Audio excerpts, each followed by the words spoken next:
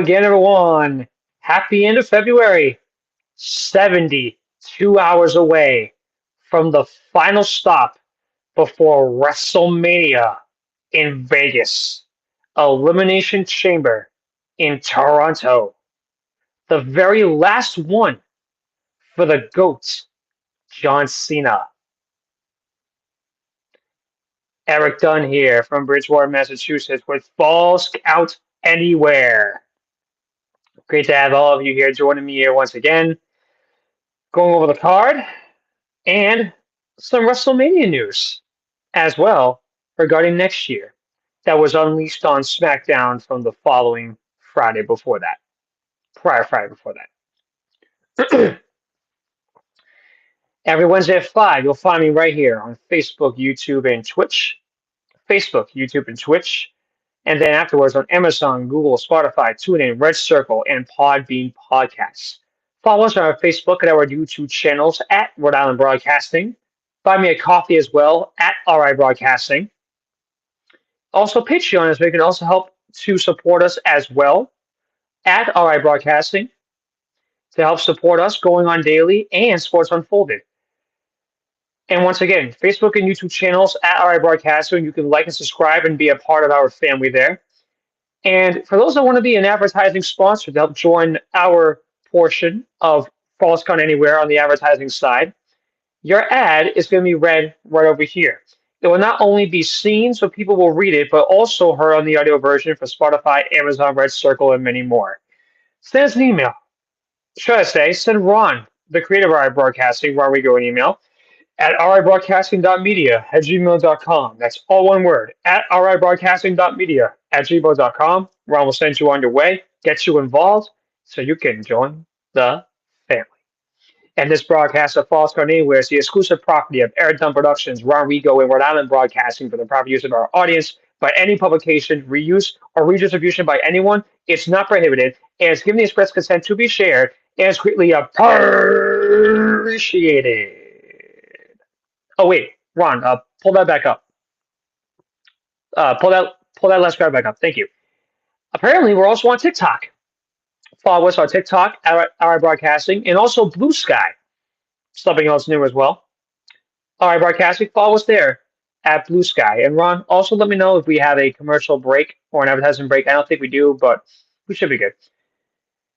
And so, folks, with all that being said, it's been a while, but I'm not alone. I have, coming from the Midwest, I want to say, one of the most commented viewers in the time span of FCA, Hugo Servilla. I don't think I said his last name right, but where is my man Hugo? How's it going? Could you pronounce your last name one more time for everybody? Saraiva. Saraiva. Yeah. Was I close? A little bit. I've heard it. It wasn't the first time I've heard that it's pronounced that way. So yeah.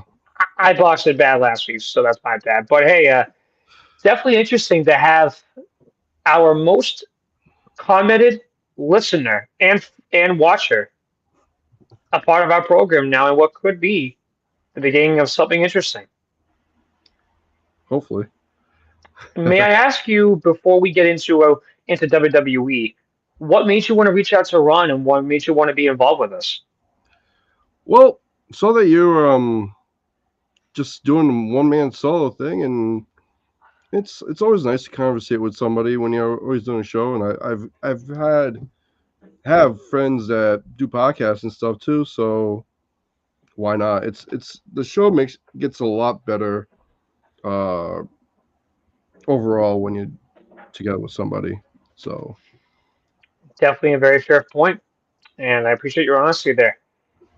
So, with all that being said, before we get into all this as well, did I say that right? You do live out in the Midwest? yeah, up in North Dakota. I used to be in Rhode Island, but moved over here. Wanted to get away from high taxes and There's a lot cool of weather. politics in that. No, the weather it's cold. It's colder here than there most of the time, and Sure. winter, always snow.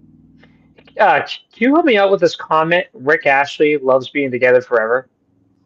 What is that? I don't know. I don't know what that is either, but I think Ron's just being a dink again. Um, anyway, so we also do this thing too that just we started this doing this towards the end of last year in the second half. I believe it was after Money in the Bank. Um, we started doing records of predictions based on the matches. Yep. So now that we're gonna have you be involved, this is gonna be a triple threat. So should be fun. And no, I don't know that song. I do know some things outside of Christian and country, but I really don't know that one. Anyway, trade on the track. Let me keep this going here. So let's get into why we're all really here. Elimination Chamber live in 72 hours from Toronto. And it is the last one for the GOAT John Cena. And what will also be his final WrestleMania of his career. You know, we're 8 weeks into his retirement tour. It's amazing we're already going to hit March on Saturday. It's sad. Here's a question: how You know, come he hasn't been on the shows? Just on so the PLEs. so at the press conference after the Royal Rumble concluded, he announced to everybody that he was filming a movie overseas and that he was going to be gone for about 5 weeks. And he basically told the world his next appearance would be the Chamber on the first. But I mean, Hugo, it's sad though if you really think about it. We are arguably going to see the end of the greatest inspirational man in the history of WWE to ever grace that ring. Yep. The work he's done in and out of the ring, whether you loved him or you hated him, everybody respected him because of the value he brought to people that were underneath him, but he would never make you feel that way. Right. He would always make people feel like he was on his level or above him. Someone that reminds me of is Daniel Bryan. You know, the humility of a man like him was kind of like a similarity in a way. Generational movements, generational talents, and two of the most popular and electrifying wrestlers to ever grace a ring in the history of the business. I wonder if in the retirement tour, perhaps there's a way Triple H gets him back over here towards the end of the year. I don't know. Because AEW is a mess on top of all of that, which is why I don't talk about them anyway. But like, I think you were telling me like at one point while we were doing our pregame here with Ron that like you were trying to watch Impact, you were trying to watch AEW, and you just couldn't like handle it or something. I couldn't stick to it. Like yeah, it's worse than NXT. It's like a lower grade than NXT. I think. I don't know. I could watch NXT more than the other brands. I mean, like, isn't it funny how NXT has ripped everything to shreds regarding AEW and the ratings? Yep. Both of their shows combined couldn't even touch NXT every single week. And that's the shocker of all this is that, you've got to give a lot of credit to Shawn Michaels, HBK. He's done such a great job with NXT. Like, ever since Triple H took over a year ago for Vince, you have to look at what WWE has done now that Vince is no longer in the picture anymore. Because it honestly feels like, Hugo, the handcuffs have come off, Mm-hmm. the chains have been broken, and the walls have been crashed down. Like everyone's got more freedom, there's more creative opportunities, but there's more interactions with the fans, and there's more money going around. Share the wealth, share the love. But there's Right. more love being shared around, and I really think that since Triple H has taken over the pencil of this company, I mean, he's done something very, very special for this company. I've seen that Michael Cole. I heard. I'm not sure if it's true or not. He was on the verge of leaving WWE Correct. because of Vince, and now Yep. he re-signed how many years? 8 more years or whatnot? 5 more years. 5 more Five. years. Plenty. Personally, I feel like eight. Personally, for him, I feel like eight was too many. I don't think he really wanted eight. I think he wanted five. I think five is more than enough because at that point he'll be close to 60. I mean, the guys gonna want to be done by then. But I Uh, mean, but you know what though? 5 more years of Cole and McAfee together, like there's such a great combination. I yeah, love McAfee with Cole. Like I can remember. Oh, by the way, Kyle Clavette joining in the show. Nice to have you there. Um, it's funny. I remember when after COVID, right, when John made his return on Money in the Bank 4 years ago, the reaction of Cole and McAfee went viral. yeah, I mean, dude, it went like worldwide explosion. I mean, just the facial expressions of them just talking, and they actually had a YouTube video of their reactions with the cameras at them at the table as Cena was coming out. And they honestly made it look like the president just like walked right into the front door.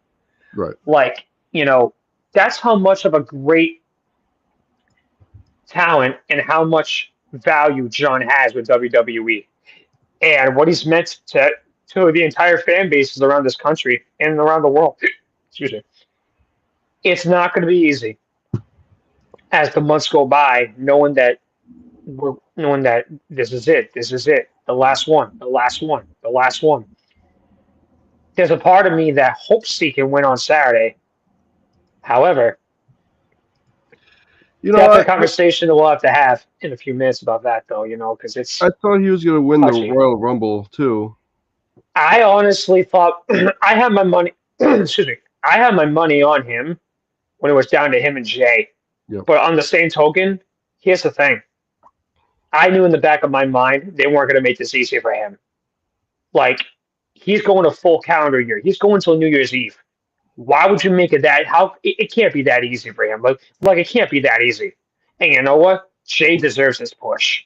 Yeah. Like I was stoked for Jay, and in my mind, he deserves to be world heavyweight champion at the WrestleMania.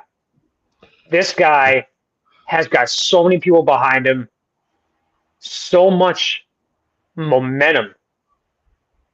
I think he's going to prove a lot of people wrong. I really think he will. But also, that brings me to the chamber. So let's dive in a little bit here and let's go over in order of what to see. So let's go in order here and talk about this. Rock and Cody. Rock is going to talk to Cody and see if he's going to sell his soul. How, question. Doesn't this, in a way, sound like 2014 Authority? Daniel Bryan ran all over this somehow. Yeah. You know what I mean? Like, I really am confused in a way of how, in a year, all this has been like a 180 flip. Like, there's got to be something else behind this. And I wonder regarding Punk and Heyman, he looked at him and said, "You owe me a favor." I wonder if that's got something to do with Roman, and I wonder if that's got something to do with Rock trying to overexert his authority. What are your thoughts on this? Uh, Definitely something with the Heyman going in, and yeah, I think it might have been like a ratings call, to be honest. Because I know that Rock was originally supposed to be on there like a couple times this year, but he's already been on there like 3 times, and he's going to be on there again. Since he's working with TKO directly with them, I'm pretty sure there was something that they needed more that they weren't seeing with Netflix. Um, Perhaps. from that aspect of things. So Sure. Um, Speaking of people that's been gone for a long time, we've heard nothing from Brock yet. Brock's been gone for about 18 months now. He's And another Heyman guy. but that's the other thing. I know that Triple H and him have had some conversations in the last year of him trying to come back. I honestly can tell you right now, Brock, knowing how much of a rival he was with John throughout his career, I'm honestly hoping Brock comes back to give him a tribute this year. And you know what? I hope they sign him to like a 1 or 2 year deal and have him finish his career with WWE and have him retire. Because Brock is money, in my opinion. I Mm, mean, and arguably the most destructive force to ever be in WWE in history. I really think that the way it ended, I think Brock deserves a much better ending than what we had 18 months ago at SummerSlam with Cody. yeah. I mean, they gave us a freaking amazing best out of three banger. Like, that was an amazing storytelling story. You know what I mean? I just think that Brock deserves a much better ending. But speaking of Cody, however, WrestleMania is going to officially be 1 year of his reign. My only question right now is this, and that will bring me to the men's chamber match. Priest, Paul, Rollins, Cena, McIntyre, and Punk. In my eyes, what the hell is going to make sense to take on Cody at WrestleMania? As much as I want John, who's got more of a story to tell with Cody? And I really think that the two that I believe are more favored to win is Rollins and Punk. I mean, think about this, Hugo. Yeah. Cody and Seth, those two went at it 3 years ago when Cody returned. Those two went at it before Cody was out for 9 months due to a torn pectoral muscle. And then Cody and Punk, back when Vince was around a decade ago in AEW. But in my eyes, John's the wild card in this Yep. because he's really eminent by saying he's going to win and go to WrestleMania. Jay and Gunter has been confirmed. Personally, Punk has never main event at WrestleMania. Cena's got his last WrestleMania, period. I think if I had to pick my last two in the chamber, I'd want it to be Cena and Punk just for old time's sake. But I really think John should still win because this is his farewell. I mean, what do Yeah. you think? I think just for the farewell part of things, John would be the best. To For the future of the storylines, Punk would be better. Rollins has been there. Uh, Logan Paul's in the chamber too, right? You said no. He is. He Yeah, is. but him, Paul, Priest, and McIntyre as well. yeah. I had a list, but I just wasn't sure if it was correct. Um, but yeah, I agree. Cena would be probably the best for a tribute to him, but Punk for just to put a foot in the mouth of McIntyre and Rollins. I think that would be interesting. Yeah, But the thing is, right? Because this thing with John's lasting an entire year, I had another theory. Um, if he doesn't win on Saturday, right? If he doesn't win Saturday, how will he get his 17th? This is my theory.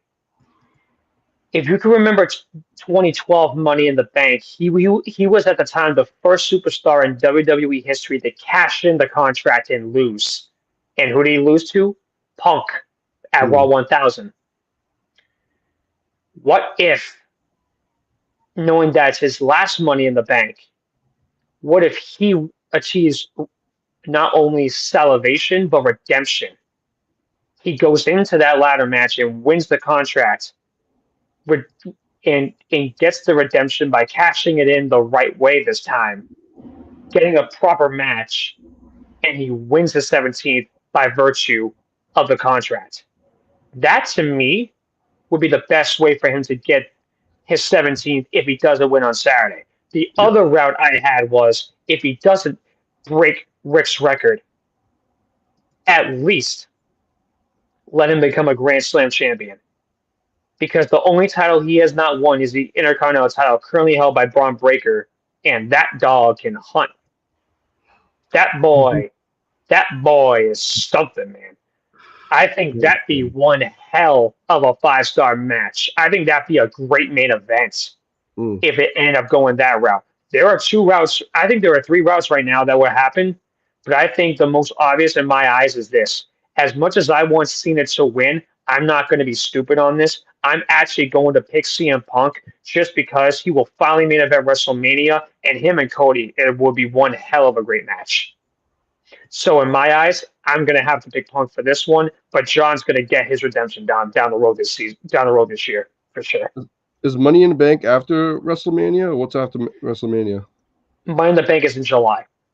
Okay. Um, but however, to answer your question, I can answer your question for you right now. Actually, um, the pay per views, the pre event, sorry, after WrestleMania, it is so nothing else has currently, yeah, nothing else has been confirmed right now except what we know is Clash in Paris is August 31st, and and SummerSlam is going to be at MetLife. That's all we know for right now. But I think Backlash, Hell in a Cell, and even Money in the Bank is going to get scheduled at some point. But yeah, so for the men, I'm going to pick Punk. How do you feel? Do you agree, or do you go on another route? I think Punk would be a great choice Punk, this time around. Punk would Yeah. be great. All right, so Ron picks Punk, so all three of us are picking Punk. So moving on down the line here now for the women, and the winner for the women will take on Rhea Ripley at WrestleMania. That is, if she doesn't lose to Io, which I don't think she will. Um, the six in this match: Roxanne Perez, the Royal Rumble runner-up, and then five former women champions: Alexa Bliss, Naomi, Bailey, Bianca, and Liv. To This one's me, really hard. I freaking hate to say it, man. I really hate to say it, but I think if you want the best storytelling, I think Liv and Rhea would go good for WrestleMania. They've But done that already for like about over a but year. I feel like no, but I feel like it's been overplayed. The only thing is, if I had to look at like in my eyes, who's favored, I think it would be Bianca. I think she's favored in this match because she's been in the chamber before. She's had one of the longest women title reigns in the history of WWE, and she has shined at WrestleMania in the past. So she can handle the bright lights. She can handle the pressure on her. Hmm. I, I'm actually going to pick Bianca on this one. See, I've been hearing stuff about Bailey being more of a backstage person Right. and just not being in the spotlight as much. Um, and I love Naomi's entrances. For sure. Uh, this one's tough for me. And now that Alexa Bliss, there's rumors of her, Great to have her back. yeah, going into the Wyatts. Is that true or That is something that's going around the grapevine that I actually think her and Nikki Cross reuniting with the Wyatt Six, could that be something? maybe a I tag team? because those two were a tag team before. Yeah. So let me ask you, man. I know it's tough. I know it's tough, and believe me, it is. But if you're looking at like the most obvious for Rhea WrestleMania, which direction are you thinking of leaning in? I think she still wants to get Liv, but uh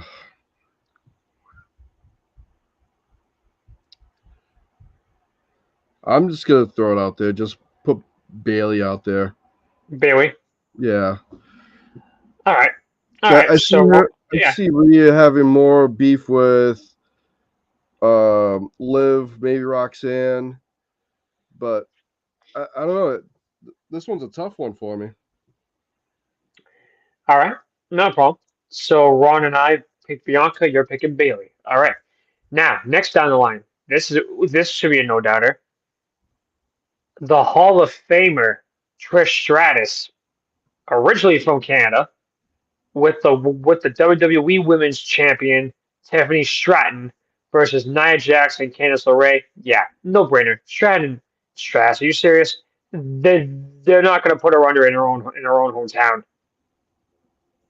Yeah. And believe me, dude, for what 47, 48 years of age, and she looks fantastic.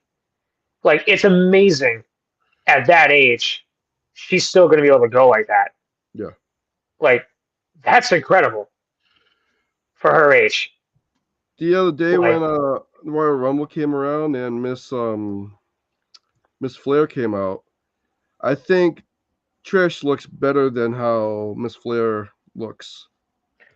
oh, And by the way, sorry, I'm wrong. She turns 50 this year. She's 49. wow. That's even more impressive, and she looks Yeah. tremendous. I mean, this girl, hard to believe, man, that this girl is still going at it. Like, that is amazing. So, yeah, those two are definitely going to get it. So, Yep.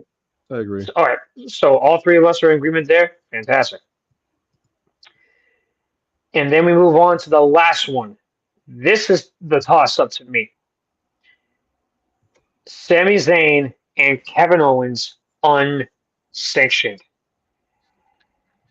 To me, this is like, a rerun of like 10,000 times all over again, kind of like when we had John and Randy, except that rivalry was a freaking rivalry that like created the foundation of a lot of things right now to me. I honestly think Sammy might have an edge in this. I mean, here's why. I mean, ever since Sammy has left the bloodline or went back to him, he hasn't had that much of a push. No. I think Sammy deserves his push right now, knowing that this might be the end of him. I don't know how much he's got left in his contract. Ron's got KO, but I think I'm going Sammy. What's your theory I here? think I'm going Sammy as well. He needs something. Kevin Owens, I think he's just going to be heel and just try to push everybody around. And I haven't seen Sammy win big in a Ever, while. ever, Uh, ever. Yeah, I think he needs a break. All right, so we got Sammy. Ron's got KO.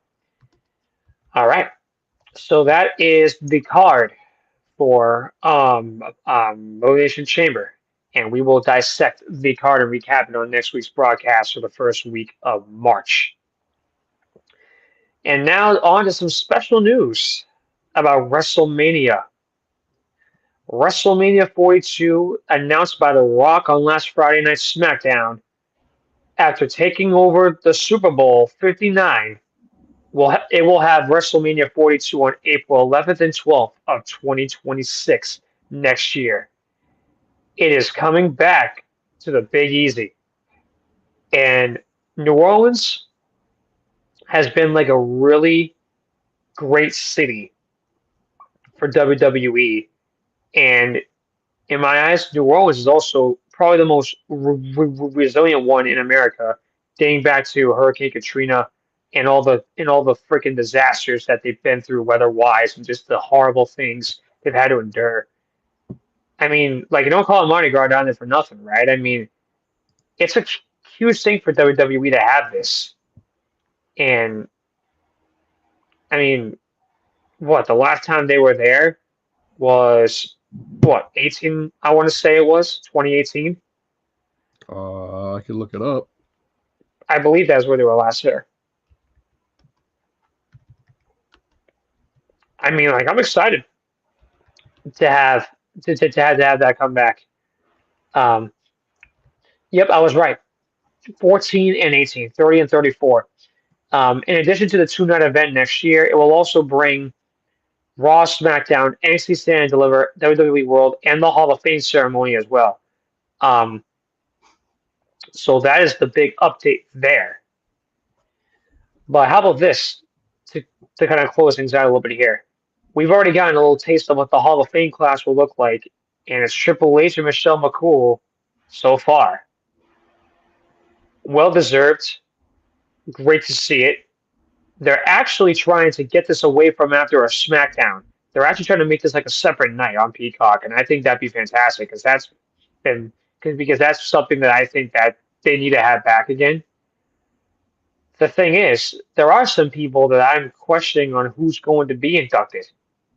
The Annual Batista is one of them. John, perhaps, maybe Brock. I don't know.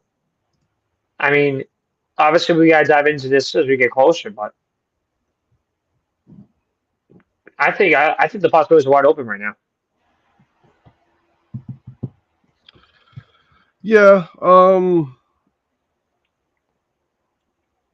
Bring it back to the scheduling date. Like I heard that maybe move it to like the Sunday morning before the matchups. It's not a bad Um, idea. but something to have everybody sit down and just do it. Have they?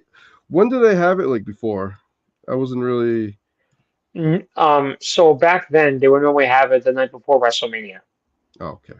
But we also know that back then it was only a one night event. Now it's two, Yeah. which I actually am not opposed to because it gives more opportunities, it gives more matches.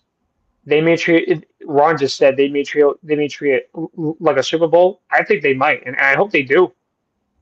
I think that'd be pretty cool. Yeah. Everybody that was there for night one, come on in for free and see royalty be inducted. I don't know. I mean, I think it's a pretty good idea for money and it's just common sense. I agree. Like everyone's already down there. Fill up the damn house. Fill the damn house up in the morning. Why not? Get the place sold out. Get 80,000 in there, They or would get half sell of so that. Why much not? concessions and everything. They'd make bank for the venue and for the But you know what WWE. though? But you know what though? They would actually get the chance to actually enjoy the Hall of Fame and not have to rush it Yep. and give people like Triple H and Michelle McCool a proper send off and a proper thank you. But obviously, as we go through March, we got to dissect this a little bit deeper once we hit there and figure out what happens. But with a lot being said here, since I've now hit the 2 minute warning, this was I actually think this was a pretty damn good first show for us. I think this was actually pretty fun, and I actually think that we had a good connection. And I before I close this out, would would you like to give any closing thoughts? Do you have anything else you want to say? The floor is all yours. I think everything's been said. Hopefully Toronto will be turn out great. And predictions that we each picked won. Whoever best in our favors. um, but yeah, great show, and I plan on being back next week unless something else um, changes it for unforeseen reasons. Ron, Well, you're not going to win this year. Not this time, no. mm-mm, no way. I think we have a chance. But folks, you have heard it here. It looks like my days of being a soloist of this program are officially coming to an end. And it looks like Ron and I have got a new friend and a colleague and partner. Tag team. Damn right. So folks, with all that being said, next week's broadcast of FCA recapping Elimination Chamber, going over the card, and as we hit the final month, we will prepare for WrestleMania 41. But this time, after the final stop to WrestleMania, I won't be alone. And so Hugo, I appreciate my friend. Thank you for being a part of this. I would like for you to stay on because Ron will be talking to us after I close this out here. And to all of you, I wish you guys a very great end of February, and I hope you all enjoy what the chamber can do. On behalf of, please say your last name again, Saliva. Saraiva. On behalf of my new co-host and friend Hugo Saraiva and the man behind the scenes, the creator of RIB Rodrigo, this is Erik Dunn saying so long and thank you. While my friend here is in South Dakota, North Dakota, right? North Dakota. Thank you as well from my home in Bridgewater, Massachusetts. This has been a presentation of Falls Count Anywhere on the Rhode Island Broadcasting Network. Guys, we'll talk to you in March, the final month before WrestleMania. Hope y'all enjoy the rest of the week. Enjoy Elimination Chamber. And thank you all so much for watching and for listening.